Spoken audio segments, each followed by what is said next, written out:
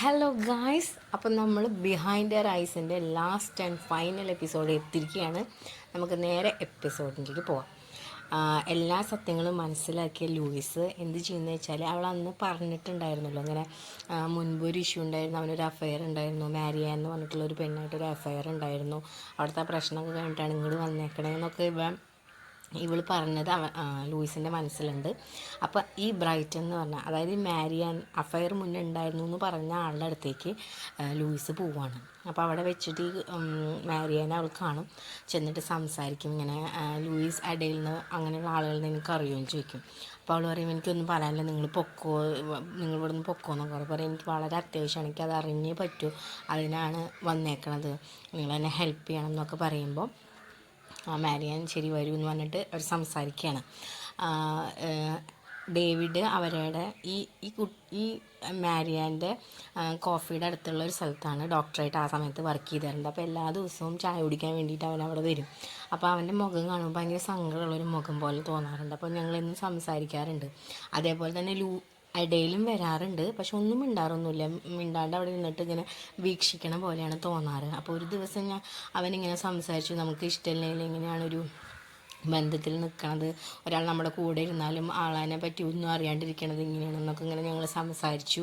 അപ്പം ഞാൻ പറഞ്ഞു, അത് എല്ലാവർക്കും ഉള്ളതാണ്, അങ്ങനെയുള്ള ബന്ധങ്ങളിൽ നിന്ന് ഒഴിഞ്ഞു പോവാണ് നല്ലത് എന്നൊക്കെ ഇങ്ങനെ ഞങ്ങൾ സംസാരിച്ചു എന്ന് പറഞ്ഞു. അതിൻ്റെ പിറ്റേ ദിവസം തന്നെ ഇടയിൽ എൻ്റെ വീട്ടിൽ വന്ന് നിന്നിട്ട് പറഞ്ഞു, നാളെ മേലൊക്കെ അവനോട് സംസാരിക്കരുത്, അവൻ്റെ അടുത്തേക്ക് വരരുത്, നിങ്ങളെപ്പോലത്തെ സ്ത്രീകൾ വരണത് ഞങ്ങളെപ്പോലുള്ള കപ്പിളിനെ തല്ലുപിടിക്കാനാണ്, അങ്ങനെയാണ് ഇങ്ങനെയാണ് പറഞ്ഞിട്ട് ഭയങ്കര ദേഷ്യപ്പെട്ടിട്ട് ഇടയിൽ മാരിയാനോട് വന്ന് സംസാരിക്കും. അപ്പോൾ അവൾ പറയും, നിനക്ക് എന്താ പ്രശ്നം, നിനക്കെന്താന്ന് മനസ്സിലാവില്ല, നീ പറയണത് നീ വിചാരിക്കണ പോലെ ഒന്നല്ല കാര്യങ്ങൾ. പറയും, നീ ഒന്നും മിണ്ടരുത്, നീ എങ്ങനത്തെ ആളാണെന്ന് എനിക്കറിയാം, നിനക്ക് വെറും പൂച്ചയുടെ കൂടെ മാത്രമേ നിങ്ങൾക്ക് കമ്പനിയുള്ളൂ, അതിൻ്റെ വിഷമം കൊണ്ടാണ് നീ ഇങ്ങനെയൊക്കെ ചെയ്യണമെന്നൊക്കെ പറഞ്ഞ് അന്ന് ചീത്ത പറയും.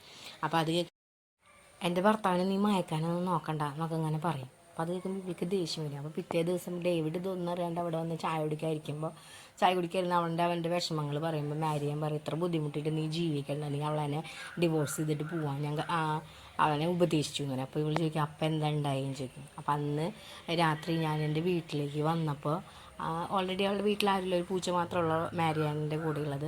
അപ്പോൾ പൂച്ചനെ വിളിക്കുമ്പോൾ പൂച്ചയുടെ സൗണ്ടൊന്നും കേൾക്കാനില്ല. വന്ന് നോക്കുമ്പം ഈ കത്തികളൊക്കെ വെച്ചേക്കണ ഡ്രോയർ തുറന്നിരിക്കണത് കാണും. അവളടയ്ക്ക് അവൾക്ക് സംശയമൊന്നും തോന്നിയില്ല, അടച്ചിട്ട് റൂമിൻ്റെ മേലേക്ക് പോയിട്ട് നോക്കുമ്പോൾ ആകെ അലങ്കോലാക്കി വലിച്ച് വാരി കിടക്കുന്നുണ്ടാവും. എന്നിട്ട് ചുമരിൻ്റെ മുകളിൽ സ്ലട്ട് എന്ന് പറഞ്ഞിട്ട് എഴുതി വെച്ചിട്ടുണ്ടാവും, പൊട്ടവാക്കാണ്, അത് എഴുതി വെച്ചത് അവൾ കാണാം. അപ്പോൾ അവൾക്ക് ആകെ പേടിയോ. അപ്പോൾ അപ്പോഴേക്കും പെട്ടെന്ന് പൂച്ച അവളുടെ അടുത്തേക്ക് വരും. പൂച്ചേനൊന്നും ചെയ്തിട്ടില്ല, അപ്പോൾ അവൾക്ക് സമാധാനവും. അങ്ങനെ ഇരിക്കുമ്പോൾ പുറത്തുനിന്ന് കോളിംഗ് ബെല്ല് കേൾക്കും. അപ്പോൾ ഇവൾ താഴെ ചെന്ന് കോളിംഗ് ബെല്ല് അടിച്ചത് ആരാണ് തുറന്ന് നോക്കുമ്പം ഇടയിലായിരിക്കും അവിടെ ഉണ്ടാവും. അപ്പോൾ അവൾക്ക് ദേഷ്യം വന്നിട്ട്, നീയാണോ ഇത് ചെയ്യാൻ വന്ന്, നീയാണ് ഇതൊക്കെ ചെയ്തതെന്ന് വെച്ച് ദേഷ്യത്തിൽ വരുമ്പോൾ ഇടയിൽ പെട്ടെന്ന് കത്തി പുറത്തേക്ക് എടുക്കും. അത് ഇവളുടെ ആ ഡ്രോയറിൽ നിന്ന് എടുത്തൊരു കത്തിയാണത്. അപ്പോൾ ഇത് നിൻ്റെയാണോ, എന്തായാലും നിനക്ക് ഭയങ്കര ബുദ്ധിമുട്ടാല്ലേ, ആരെങ്കിലും എന്തെങ്കിലും വന്നിട്ട് ചെയ്താൽ പോലും ആരും അറിയില്ല, കാരണം നീ ഒറ്റയ്ക്കാണ് ഇവിടെ താമസിക്കുന്നത്, നിൻ്റെ പൂച്ചയ്ക്ക് ആര് ഭക്ഷണം കൊടുക്കും, പൂച്ചേനെ ആര് ടേക്ക് കെയർ ചെയ്യും, ഭയങ്കര കഷ്ടപ്പാടാണല്ലേ, ഇത് നീ കത്തി നിൻ്റെയാ തോന്നുന്നു, നീ അത് എടുത്തോട്ടാ വന്നിട്ട് ത്രെട്ടണിങ് മോഡ് തന്നെ, എന്നാലും ഒന്നും അറിയാത്ത പോലെ അവൾ ചെയ്തിട്ട് അവിടെ നിന്ന് ഇറങ്ങിപ്പോവും. അതോടുകൂടി ഈ മാരിയാൻ ഭയങ്കരമായിട്ട് പേടിക്കും. പോലീസിനെ വിളിക്കണമെന്ന് ആദ്യം വിചാരിക്കുക, പക്ഷേ ഡേവിഡിനെ വിളിക്കും.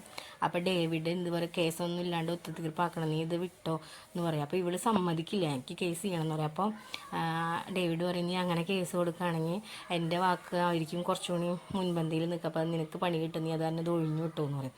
അപ്പോൾ പറയും, എനിക്കത് കേട്ടപ്പോൾ വിഷമല്ല തോന്നിയത്, ഡേവിഡ് അവളെ പേടിക്കുന്നുണ്ട്. കാരണം ഈ ഒരു സംഭവം നടന്നു എന്ന് പറഞ്ഞപ്പോൾ എനിക്കൊന്നും മാരിയാനായ ആ പെണ്ണൊന്നും പറ്റിയില്ല എന്നുള്ളതിൽ ഒരാശ്വാസം അവൻ്റെ മുഖത്തുണ്ട്. അതുപോലെ തന്നെ ഇതിപ്പോൾ ആദ്യമായിട്ട് നടക്കുകയാണെങ്കിൽ ഒരു ഷോക്ക് ഉണ്ടാവില്ല, അതൊന്നും അവൻ്റെ മനസ്സിലുണ്ടായിരുന്നില്ല. അവൻ ഒരു റിലീഫായിട്ടാണ് കണ്ടത്, എനിക്കൊന്നും പറ്റിയിട്ടില്ല എന്നുള്ളത്. അപ്പം നീ അവൻ്റെ കൂടെ ബന്ധം ഉണ്ടെങ്കിൽ നീ എത്രയും പെട്ടെന്ന് അവിടെ നിന്ന് രക്ഷപ്പെടാട്ട മോളെ, നല്ലതെന്ന് പറഞ്ഞിട്ട് അത് അവിടെ കഴിയും. പിന്നെ വീണ്ടും ഇടയിൽ പഴയൊരു സീൻ ആലോചിക്കണതാണ്.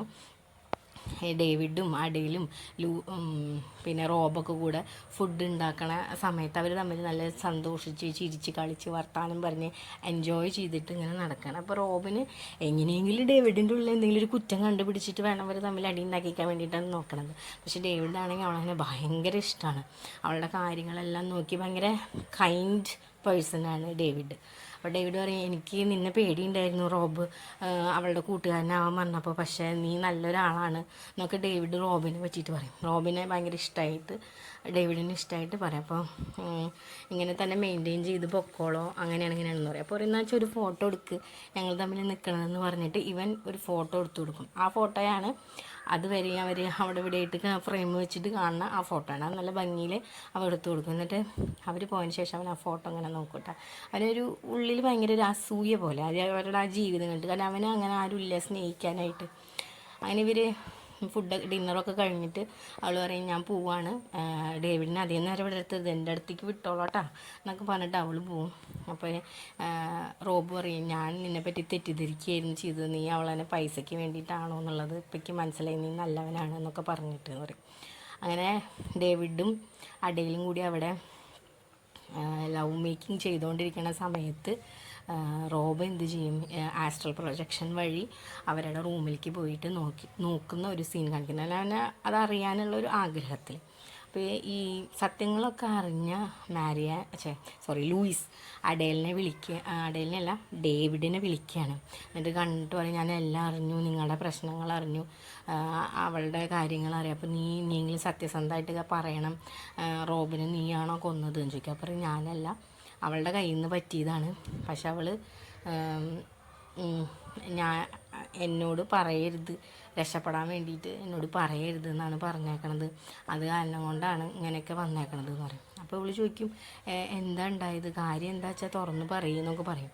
അപ്പോൾ ഇവൻ പറയും റോബും ഈ അടയിലും കൂടിയിട്ട് മറ്റേ ഓവർഡോസ് അല്ല, ഈ മയക്കുമരുന്ന് യൂസ് ചെയ്യും. അപ്പോൾ റോബ് യൂസ് ചെയ്തത് കുറച്ച് ഓവർഡോസായിട്ടാണ് യൂസ് ചെയ്യുക. അവൻ ചിലപ്പോൾ മരിക്കാൻ വേണ്ടിയിട്ടായിരിക്കാം, ഉദ്ദേശിച്ചിട്ടായിരിക്കാം ചെയ്യാൻ അറിയില്ല, പക്ഷെ അവൻ കുറച്ചുകൂടി ഓവർഡോസായിട്ടാണ് ചെയ്തത്. അപ്പോൾ അതിലവൻ മരിച്ചു. അപ്പോൾ ഇവളുടെ കാരണം കൊണ്ടാണല്ലോ അത് പറ്റിയേക്കണത്. അപ്പോൾ ഇവൾക്ക് ആ പേടിയിൽ എന്ത് ചെയ്യും, ആദ്യം തന്നെ അവനെടുത്തിട്ട് ആ കിണറ്റിൽ കൊണ്ടേ ഇടും. എന്നിട്ട് ഡേവിഡിനോട് ഇങ്ങനെ കാര്യങ്ങളൊക്കെ പറയുമ്പോൾ ഡേവിഡ് പറയും ഇന്ന വായും നമുക്ക് പോയിട്ട് പോലീസിൽ അറിയിക്കാമെന്ന് പറയും. അവൾ പറയും ഞാൻ വരില്ല, കാരണം ഇനി ഈ ഒരു മരണം എൻ്റെ ഭാഗത്ത് നിന്ന് ഉണ്ടായിച്ചാൽ എന്നെ വീണ്ടും മെൻ്റൽ ഹോസ്പിറ്റലിൽ കൊണ്ടുപോയിടും, എനിക്കിനി അങ്ങനെ ജീവിക്കാൻ പറ്റില്ല, എനിക്ക് നിൻ്റെ കൂടെ ജീവിക്കണം, എനിക്ക് നിന്നെ ഭയങ്കര ഇഷ്ടമാണ്, ഇനി എനിക്ക് മെൻ്റൽ ഹോസ്പിറ്റലിൽ ജീവിക്കാൻ പറ്റില്ല, നിൻ്റെ കൂടെയാണ് ഞാൻ ആഗ്രഹിക്കുന്നത്, നമുക്കിതൊക്കെ മറക്കാം, നമുക്ക് ഫ്രഷ് സ്റ്റാർട്ട് പോലെ തുടങ്ങാം, ഇതൊന്നും ഉണ്ടായിട്ടില്ല, നമുക്ക് വിചാരിക്കാം, നീ ഇതൊക്കെ മറക്കണം, എന്നിട്ട് നമുക്ക് തമ്മിൽ ജീവിക്കാമെന്നൊക്കെ പറഞ്ഞ് അവനെ മയക്കി എടുത്ത് അവനൊരു വേറൊരു വഴിയില്ലാണ്ട് അങ്ങനെ ഒരു സ്ഥലത്ത് കൊണ്ടുവന്ന് എത്തിക്കും അവൾ. അപ്പോൾ ഇവനോടുള്ള സ്നേഹം കൊണ്ടോ എന്തുകൊണ്ടോ അവനും അതിന് സമ്മതിക്കും. പക്ഷെ അന്ന് തൊട്ടിട്ട് അവൻ്റെ ഉള്ളിൽ ആ ഒരു വിഷമം, അങ്ങനെ ഒരാളെന്നെ കൊല്ലേണ്ടി വന്നല്ലോ എന്നുള്ളൊരു വിഷമം ഇങ്ങനെ കിടക്കുകയാണ്. അപ്പോൾ ആ ഒരു ഇതുകൊണ്ടാണ് അവന് മനസ്സ് തുറന്നിട്ട് അഡേലിനെ സ്നേഹിക്കാൻ പറ്റാത്തത്. അപ്പോൾ ഈ കഥകളൊക്കെ അവൾ പറയും നീ എന്തായാലും അവിടെ കത്ത് അയച്ചു കൊടുത്തത് നന്നായി, ഇനിയിപ്പോൾ എനിക്ക് സമാധാനം പോലെ പോവാലോ, എന്നിട്ട് എല്ലാം എഴുത്തി പറഞ്ഞ് എന്തെങ്കിലും പ്രശ്നം ഉണ്ടെങ്കിൽ അതാ ഞാൻ തന്നെ ഫേസ് ചെയ്യാം, എന്നിട്ട് വേണം എനിക്ക് എൻ്റെ ലൈഫിൽ മുന്നോട്ട് പോകാൻ. അപ്പോൾ നിന്നോട് ഞാൻ പ്രത്യേകം പറയണു, നീ ഒരു തരത്തിലും അഡേലിൻ്റെ അടുത്തേക്ക് പോകരുത്, എനിക്ക് നിന്നെ ഭയങ്കര ഇഷ്ടമാണ്, നമുക്ക് തിരിച്ചു വന്നിട്ട് നല്ല സുഖകരമായ എല്ലാ കാര്യങ്ങളും ഞാൻ സോർട്ട് ഔട്ട് ചെയ്തിട്ട് തിരിച്ചു വരാം, അതുവരെ നീ അഡേലിൻ്റെ ഏരിയയിലേക്ക് പോകരുത് കേട്ടാന്ന് പറഞ്ഞിട്ട് അവൾ പോരും. അവൻ പോവും, ഡേവിഡ് പോവും. ഇവിടെ നമ്മുടെ ലൂയിസ് എന്താ ചെയ്യുക വെച്ചാൽ മോൻ അച്ഛൻ്റെ അടുത്തേക്ക് ആക്കും. എനിക്ക് ഒരു പ്രത്യേക ഇത് വന്നിട്ടുണ്ട്, അത് കാരണം എനിക്ക് പോവാൻ വേണ്ടിയിട്ടാണ്, അതുകൊണ്ട് നീ ഇവനെ നോക്കണം എന്ന് പറഞ്ഞിട്ട് അവൾ പോവും. അതിനവൾ വീട്ടിൽ വന്നിട്ട് ഇങ്ങനെ വെയിറ്റ് ചെയ്യാണ് ഡേവിഡിന് എന്തായി എന്നറിയാൻ വേണ്ടിയിട്ട്. അപ്പോൾ ആ സമയത്ത് അഡേൽ വിളിക്കും. അപ്പോൾ ഇവൾ ചോദിക്കും നിനക്ക് എല്ലാ കാര്യങ്ങളും അറിയായിരുന്നില്ലേ, എന്നെ പറ്റിയിട്ടും ഞാൻ അവനെ കാണുന്നതിനെ പറ്റിയിട്ടും എല്ലാം നിനക്കറിയായിരുന്നു, പിന്നെ നീ എന്തിനെങ്ങനെ അഭിനയിച്ച് എന്നെ പറ്റിക്കാൻ നോക്കിയതെന്ന് പറയും. എനിക്ക് വേറെ ഫ്രണ്ട്സില്ല, എനിക്ക് വേറെ ആരുമില്ല, ഞാൻ ജീവിതത്തിൽ ഒറ്റപ്പെട്ടു പോയി, എൻ്റെ ഭാഗത്ത് നിന്ന് തെറ്റൊന്നും പോയിരുന്നില്ല, ഞാൻ ജീവിതത്തിൽ ഒറ്റപ്പെട്ടു പോയി. അപ്പോൾ ആ സമയത്ത് നിന്നെ കണ്ടപ്പോൾ നിന്നെ എൻ്റെ ഫ്രണ്ടാക്കണം ഞാൻ വിചാരിച്ചു, മറ്റോളെ ഡേവിഡിന് ഇമ്പോർട്ടൻസ് കൊടുക്കണേക്കാളും കൂടുതൽ എനിക്ക് തരണം എന്ന് ഞാൻ ആഗ്രഹിച്ചു. പക്ഷെ നീ ഇന്നെ സഹതാപമായിരുന്നു എനിക്ക് എന്നോട്, എൻ്റെ ഭ്രാന്തായതുകൊണ്ടും അങ്ങനത്തെ കാര്യങ്ങളാണെന്ന് നീ എന്നോട് സഹതപിക്കുക ചെയ്തല്ലാണ്ട് നീ എന്നെ സ്നേഹിച്ചിട്ടില്ല. അപ്പോൾ വിളിക്കും നിനക്ക് എല്ലായിടത്തേക്കും പോകാൻ പറ്റും, നീ എല്ലാ കാര്യങ്ങളും കാണാൻ പറ്റുമോ എനിക്ക്. അപ്പോൾ അങ്ങനെ എല്ലാം കാണാൻ പറ്റില്ല, എനിക്ക് ഓൾറെഡി അറിയണ സ്ഥലങ്ങളായിരിക്കണം. അപ്പോൾ നമ്മൾ കാണുന്ന സ്ഥലങ്ങളൊക്കെ വിഷ്വലൈസ് ചെയ്യാനായിട്ട് പറ്റണം. അപ്പോൾ അങ്ങനെയുള്ള സ്ഥലത്തേക്കേ പോകാൻ പറ്റുള്ളൂ. അതുകൊണ്ടാണ് ഞാൻ നിൻ്റെ വീടൊക്കെ കണ്ടിട്ടുണ്ട്, അപ്പോൾ എനിക്കറിയാം നീ എവിടെയാണ് ഇതാക്കണമെന്ന്, അതങ്ങനെ അറിയണതാണെന്ന് പറയാം. അപ്പോൾ ഇനി നീ ഒന്നും പറഞ്ഞിട്ട് കാര്യമില്ല, ഞാൻ പോലീസ് സ്റ്റേഷനിലേക്ക് അവൻ കൊന്നതാണെന്നും പറഞ്ഞിട്ട് അയച്ചു കൊടുത്തു. അപ്പോൾ നീ ഇതിനെ അത് ചെയ്ത്, നിന്നോട് ആരും അത് ചെയ്യാൻ പറഞ്ഞതെന്ന് പറയും. എനിക്ക് അങ്ങനെ ചെയ്യാൻ തോന്നി, നിന്നെ ഹെൽപ്പ് ചെയ്യാൻ വേണ്ടി ഞാൻ ചെയ്തത്. അതേ ഇപ്പോൾ ഡേവിഡ് പോവാണ് അങ്ങടേക്ക്, അവൻ എല്ലാം ഏറ്റ് പറയാൻ പോവാണ്, നിൻ്റെ കളിയൊക്കെ അവസാനിച്ചു, നീ ഇപ്പോൾ ഇത് നിർത്തിക്കണം ഈ വക പരിപാടികളൊക്കെ, എന്നിട്ട് സത്യം എന്താണെന്ന് വെച്ചാൽ തുറന്ന് പറയണം എന്നൊക്കെ പറയും. അപ്പോഴാണ് ഈ പഴയ കാര്യങ്ങൾ പറയുന്നത്, ഇവരെന്നെ കൊല്ലണതും അങ്ങനത്തെ കാര്യങ്ങളൊക്കെ അവൾ ഓർമ്മിക്കണത് അപ്പോഴാണ്. ഈ സമയത്ത് അവൾ ഭയങ്കരമായിട്ട് ദേഷ്യപ്പെടുന്നത് കാണിക്കുന്നുണ്ട്. അങ്ങനെ പഴയ ഒരു ഓർമ്മയിലേക്ക് പോവാണ്. ഡേവിഡ് കോളേജിന് പോകാൻ വേണ്ടിയിട്ട് തിരിച്ചു. അപ്പോൾ റോബ് ഇത് കണ്ടിട്ട് കുശുമ്പെടുത്തിട്ട് വീണ്ടും മയക്കുമരുന്ന് യൂസ് ചെയ്യാണ്. അപ്പോൾ ഇവൾ വന്നിട്ട് ഒരു പെട്ടി അവന് ഗിഫ്റ്റ് ചെയ്യും. ഈ പെട്ടി നീ എടുത്തോ, നിൻ്റെ ഈ സംഭവങ്ങളൊക്കെ വെക്കാൻ കാണാണ്ട് സൂക്ഷിച്ച് വെക്കാൻ വേണ്ടിയിട്ട് ഇതെൻ്റെ ഒരു ഗിഫ്റ്റാണ്, നീ എടുത്തോ എന്ന് പറഞ്ഞിട്ട് കൊടുക്കും. അപ്പോൾ ഇവൻ പറയും നീ ഭയങ്കര ഭാഗ്യവതിയാണ്, അവൾ നിന്നെ ഭയങ്കര ഇഷ്ടമാണ്, നിൻ്റെ ലൈഫാണ് അടിപൊളി ലൈഫ്, ഇതുപോലൊരു ജീവിതം കിട്ടാൻ ഭയങ്കര കൊതിയാണ്, ഇതൊക്കെ ഇങ്ങനെ പറയട്ടെ. അപ്പോൾ പറയും നിനക്ക് നന്നാവാം, നിനക്ക് രക്ഷപ്പെടാമെന്നൊക്കെ പറയും. അപ്പോൾ ഇവൻ പറയും എനിക്കൊരു ഒരു ഒരു കാര്യം എൻ്റെ കയ്യിലുണ്ട്, അതൊന്ന് എനിക്കൊന്ന് ട്രൈ ചെയ്താൽ കൊള്ളാമെന്നുണ്ട് എന്നിങ്ങനെ പറയണ ഒരു സീനിൽ അവിടെ നിർത്തും. അതായിട്ട് വീണ്ടും ഇടയിൽ ഒരു ലെറ്റർ എഴുതാണ്, എല്ലാം എൻ്റെ ഭാഗത്തെ തെറ്റാണ്, റോബ് ഓവർഡോസ് ചെയ്ത് മരിച്ചതാണ്, അപ്പോൾ എനിക്ക് എന്ത് ചെയ്യണമെന്ന് അറിയാത്തതുകൊണ്ട് ഞാൻ അവനടുത്ത് കിണറ്റിലിട്ടു, ഡേവിഡ് പാവാണ്, അവനൊന്നും അറിയില്ല, എന്നോട് ക്ഷമിക്കണം എന്നൊക്കെ പറയുന്നിട്ട് അവളുടെ ആ ക്യാബിനിലുണ്ടായിരുന്ന എല്ലാ മരുന്നുകളൊക്കെ കളഞ്ഞ് ഇവളിങ്ങനെ വെയിറ്റ് ചെയ്തിരിക്കുകയാണ്. എന്നിട്ട് ഇവളെന്ത് ചെയ്യും, ഈ മറ്റേ കറണ്ടിൻ്റെ സംഭവങ്ങളുടെ അവിടെ തുണി കൊണ്ടുവന്ന് വെച്ച് അവിടെ കത്തിച്ച് ഇവൾ മയക്കുമരുന്ന് മേലൊക്കെ കുത്തിവെച്ച് ആ മയക്കുമരുന്ന് കുത്തി വെക്കണതിൻ്റെ ആ സംഭവം ഒരു സ്ഥലത്ത് താഴെ കട്ടിലിൻ്റെ ഇടയിൽ താഴെ ഒരു സ്ഥലത്തേക്ക് എടുത്തു വെച്ച് ഇവൾ കട്ടിലിൻ്റെ മുകളിൽ കിടന്നിട്ട് ഇങ്ങനെ ഫോണിലേക്ക് മെസ്സേജ് ഇടും ലൂയിസിന്, നീ പറഞ്ഞതൊക്കെ സത്യമാണ്, ഇനി ഞാൻ ഡേവിഡിനെ ഉപദ്രവിക്കില്ല, ഞാൻ എന്നേക്കുമായിട്ട് ഡേവിഡിനെ വിട്ട് പോവുകയാണ് എന്നൊക്കെ വലിയ ഡയലോഗ് അടിച്ചിട്ട് മെസ്സേജ് ഇടും. അപ്പോൾ ഇത് കണ്ടുകൊണ്ട് കൂട്ടിയിട്ട് ലൂയിസിന് മനസ്സിലാവും അവൾ എന്തോ കടുകയും ചെയ്യാൻ വേണ്ടിയിട്ടാണ് പോണേന്ന്. അപ്പോൾ അവൾ വേഗം അവിടെ നിന്ന് ഇറങ്ങി ഓടും.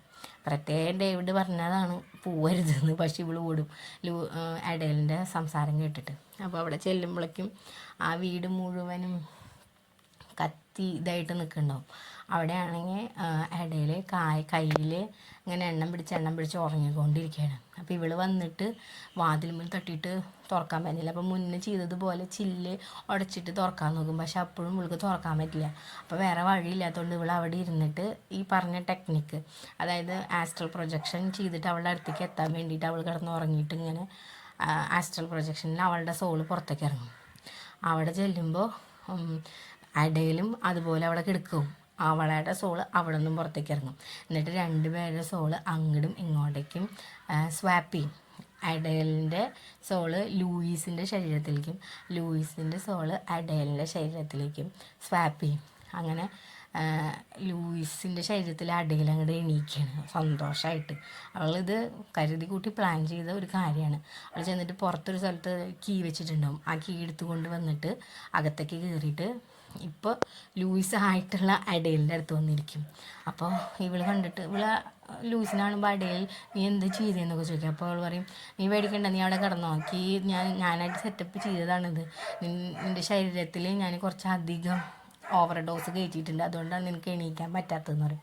എന്നിട്ട് താഴെ വെച്ചിട്ടുള്ള വീണ്ടും മയക്കുമരുന്നെടുത്ത് വീണ്ടും കുത്തിവെക്കും അവളുടെ മേലെ, അവളെ എണീക്കാണ്ടിരിക്കാൻ വേണ്ടിയിട്ട്. അങ്ങനെ ഓവർ ഡോസായിട്ട് കുറേ പറയുള്ളൂ ചെയ്യല്ലേ എന്നൊക്കെ പറയും.